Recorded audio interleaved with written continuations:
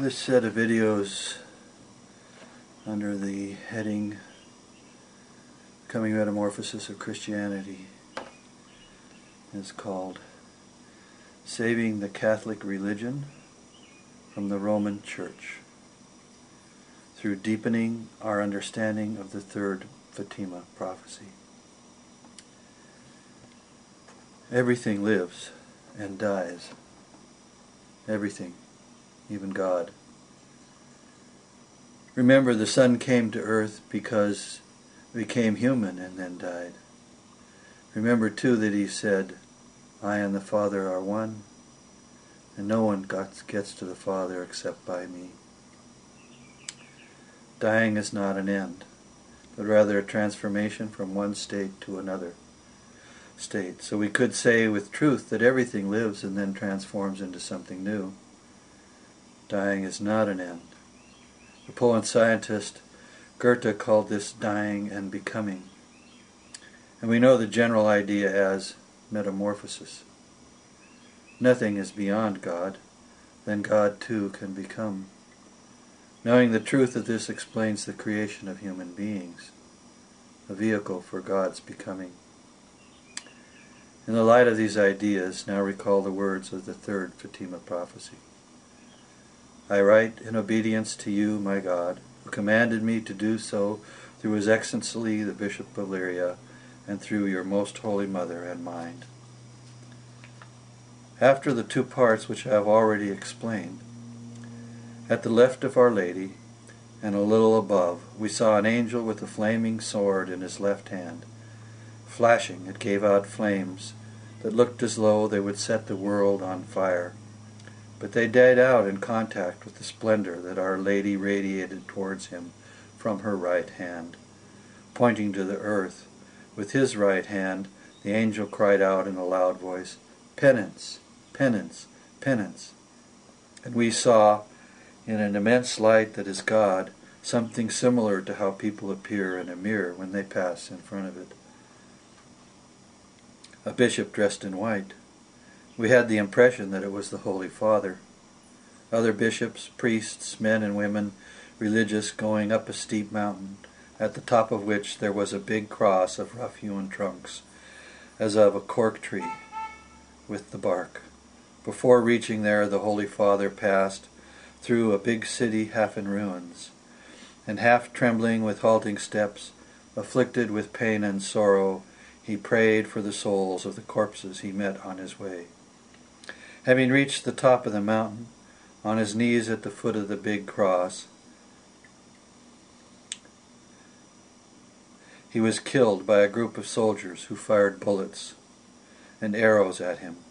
And in the same way there died, one after another, the other bishops, priests, men and women religious, and various lay people of different ranks and positions.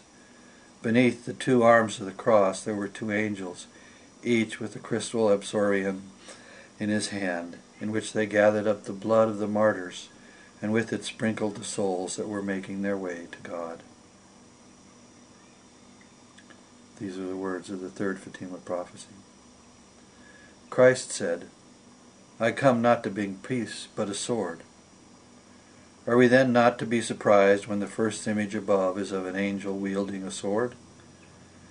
But even this action by the Son is moderated by the forces of the Divine Mother. Are we not ready now to say that it is past time for the Mother to take her rightful place in the Catholic religion? Not off to the side in a small chapel, but right in front of the whole congregation. Is it not time for women, who were in the beginning of the Christian religion leaders and bishops, to once more be the equal of men in the Catholic religion, if not in the Roman Catholic Church? Who then on the earth is being exhorted to give penance? Certainly not the laity, the women and the nun and the religious, and the nuns and the religious. Who has most demonstrated their disdain for authentic morality, but the male hierarchy of the Church, who again and again and again over the centuries? Who leads a parade through the ruins of the city and up the mountain? What does this image teach? But that death is to come to the patriarchal structure of the Roman Church, so that new life may come to the Catholic religion. blessed with the blood, with the life essence of all too often martyred faithful, to be sprinkled over the souls who, in following the Catholic religion, are making their way thereby to God. He said, and the first shall be last, and the last shall be first. Those who lead may not always be rightful leaders, but rather with their ambitions and their arrogance instead be of lesser moral stature and nature. And those who are humble and go last by choice and inclination, they will be first in their moral nature. The order of the parade and the prophecy is not without its own meaning. The city half in ruins is modern times, where Western civilization itself is undergoing a dying and becoming a metamorphosis into something new. Within that broader conflagration lies another, the death and the transformation of the Church itself, where all from Pope to laity pass through the fiery baptism of Christ. As John the Baptist said, "The one coming after me will baptize you with fire and holy breath." Which fire is the times in which we live. The castigation of the current Pope is part of his personal biographical fire, as no one of any religious rank or accomplishment is to escape this baptism. The Catholic religion is foremost a Christian religion. The Roman Church is a religious institution, arising in connection with political power and compromise, which by that means was founded on sand about 1600 years ago, when certain, but not all, of the bishops of various early Christian sects united their efforts with the dying Roman Empire. The resulting earthly institution could not but be defective. It was a house built not upon the truth, but upon sand. Recall now the last words of the Sermon on the Mount, Matthew 7:24-27. Therefore anyone who hears these words of mine and puts them into practice is like a wise man who built his house on the rock. The rain came down, the streams rose, and the winds blew and beat against that house, yet it did not fall, because it had its foundations on the rock. But everyone who hears these words of mine and does not put them into practice is like a foolish man who built his house on sand.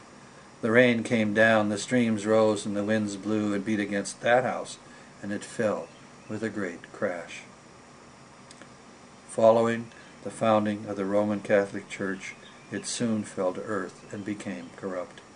At every crucial stage of its history, this religious institution failed to practice, that is, to follow in his steps, but instead make political and social compromises in order to preserve its growing patriarchal authority and the earthly wealth and privileges of its all-male popes, cardinals, and bishops.